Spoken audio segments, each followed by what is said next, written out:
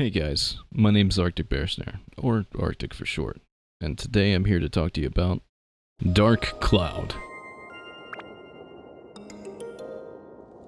So, let's start off with the obvious. Exactly what is Dark Cloud, and why am I talking to you about it? Well, Dark Cloud's a dungeon crawler and a city builder. Oddly enough, those two can combine to make a pretty good game. Now, if the combination of dungeon crawling and city building hasn't caught your attention yet, I think this will. Dark Cloud was used to show off a lot of the PlayStation 2's hardware when the console was first announced. It actually showed off a cool day and night cycle, as well as a magic carpet ride through a canyon, which sported some extremely great textures for its time, as well as a seamless transition between the building mode and the normal third-person exploration mode. Even though it was used a ton to show off the PlayStation, it didn't end up launching with it. The PlayStation 2 was launched in March of 2000, while the game was released later that year in December. Sadly, I couldn't find the reason for this. Okay, so we have an idea of what Dark Cloud is, and it's a pretty cool game. So, what's the main reason for wanting to show you guys this game? Well, let's get to the point then. Okay, so Dark Cloud doesn't really have that great of a story. I won't lie about that. It's basically about a general and a fat guy trying to bring back this dark genie. Somehow, dancers, witches' blood, and humans' blood makes this thing come back, and the genie comes out, literally eats the fat guy, and just starts destroying the world. It's kind of funny. Okay, there's a little bit more to the story than genie wakes up, eats fat guy, destroys the world.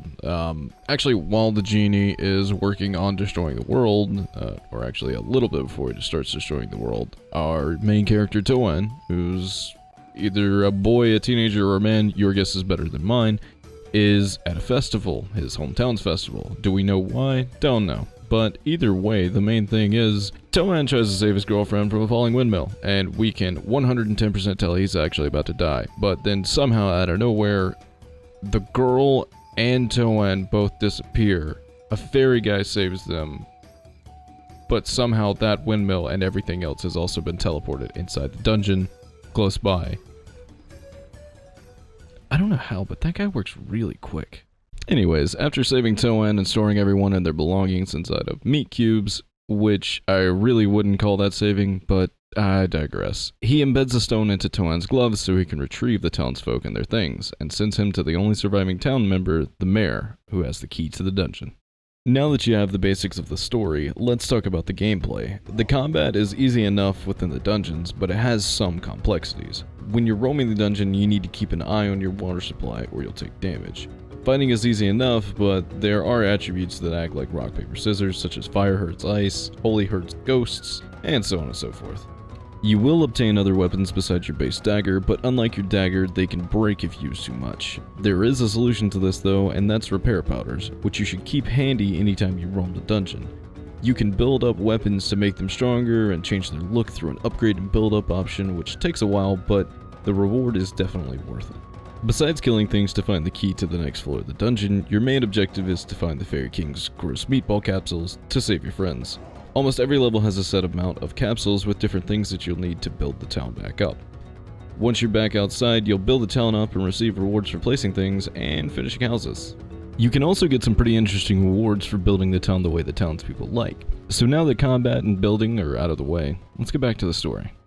After clawing your way through a couple levels of the dungeon, you'll run into an open area with some edgelord in the middle who acts like a young Sephiroth. He talks about you like he's stalked you, which he has.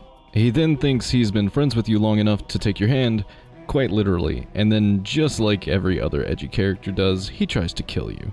After fending off his advances, wink wink, he shoots magic at Toan, who blocks the attack to save a cat. The mysterious man then laughs at the attempt to save the cat, applauds his efforts, and then gives him the single greatest potion in existence, the Catgirl potion. And wouldn't you believe it, as soon as the cat sees this, she runs like hell. At this point, you notice that there's a gap that you're unable to cross in the dungeon at this time, and decide to go back into town. By this time, you've collected at least a few houses and a few people, as well as your own house. When you head into your house, guess who's already on your bed? Oh boy, it's the cat! How about that? You use your changing potion to make this creature into a deformed human who then swears loyalty to you for saving them and head back into the dungeon to skip over the gap that you weren't able to pass earlier because you're too scared of falling to your death like a pansy. After fighting through a few more floors, you find yourself in front of a massive beast known as Divine Beast Dran, and unlike your earlier fights, this guy is an actual beast. He's no joke. Dran is actually the protector of No Ruined Village, which I somehow forgot to mention is Toan's village. Sadly, Dran has been possessed by the Dark Genie, and you're forced to fight him. After the fight, Dran returns to normal and gives you a magic map that enables you to fast travel to the places you've been before, which is pretty sweet for an older game to have this mechanic.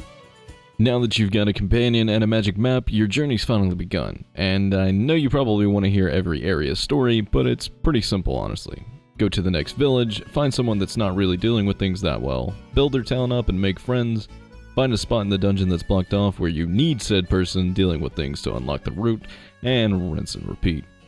So now that you've built a couple towns and gained a group of misfits with rough backstories, your final battle is set to happen on the moon, in which you get there via a giant robot powered by orbs collected from the dungeons you've beaten. Wait, did I get that wrong? Anyways. When you arrive, you have an insane battle with Majin Buu. However, after defeating Big Boy, you learn that he's just a rat bastard who only looks like him. And after all of this, you learn that General Thornberry was actually in fact possessed by the Dark Genie, and promptly dies because the genie was just too strong. And without a host, the genie tries to get away, but of course, being the hero you are, you chase after the Michelin Tire Man to slay him. But of course, Edgelord stops you and tells you about his past, how the genie was created by him, but the genie whispers sweet nothings into his ears though, and he decides that instead of taking him back, he's just gonna kill himself. And then he opens a portal for you to take back in time to kill the genie. Your group decides it's time to leave this Romeo and Juliet scene and get back to the past to stop the Stay Puft Marshmallow Man from doing this all over again. While traveling through the time portal, you see all of Sada's... we'll just stick with young Sephiroth. Anyways, you see all of his memories about how all of this transpired, and set out to stop the genie from being born. Sadly, you're unable to stop it, but you are able to beat him down in his true form. You then revive Sephiroth's wife and return to your time, where you're told by the Fairy King, he'll eventually come back, but good job. And maybe that's not the best ending, but man, it's a wild and fun journey, and it was totally worth a playthrough. Okay, so random audio change aside, I absolutely adore this game, except for the last boss because he's a time-consuming piece of crap. Like, actually, hold on, look at this. This took me over an hour, over 2 separate fights to beat this guy. You have to let him attack you in the first phase and see what attribute the eye on his hand is. Pause, switch your attribute, attack, and repeat this over and over until the second phase. Then you have to endure attacks throughout the entirety of the second phase, where you can only use one of 2 viable long-range characters. And then you have to deal with this giant laser he can do that takes up a massive area of the screen while dodging 2 of his minions. And then try and hit him as much as you can before the minions come back to life. Not my favorite part. But besides that, I love this game. It's fun. It's relaxing, it's infuriating, it's clunky, it's smooth, it's super different from most of the games that I play now and most of the games I played back in the day. I want another Dark Cloud to come out, but that may not be fully possible because of who owns the rights to what and if the fan base is big enough to bring it back. But I will always cherish this game and come back and play it every few years. I remember whenever I first found this game at a flea market and my mother bought it for me. My first impressions were, oh hey, he looks like Link, this might be pretty good. I brought it back, and I couldn't tell if I loved it or hated it, but after learning the ropes, I really started investing my time into the village and the villagers, and I really wanted to bring them out of the dungeon so I could have friends and make them happy by making the town great. And if you really like any of this, or you want to try it out for yourself, you could always track down a PlayStation 2 copy online, or if you have a PlayStation 3 or 4, you can get it on the PlayStation Store. I'm only saying this because I feel like a lot of people missed out in this game, and I'm sure a lot of people would enjoy it. So that's all for me on this one. I hope you enjoyed it because I sure enjoyed making this, and I plan on making more here soon. So hit subscribe and tell me what you think below, and I'll see you next time.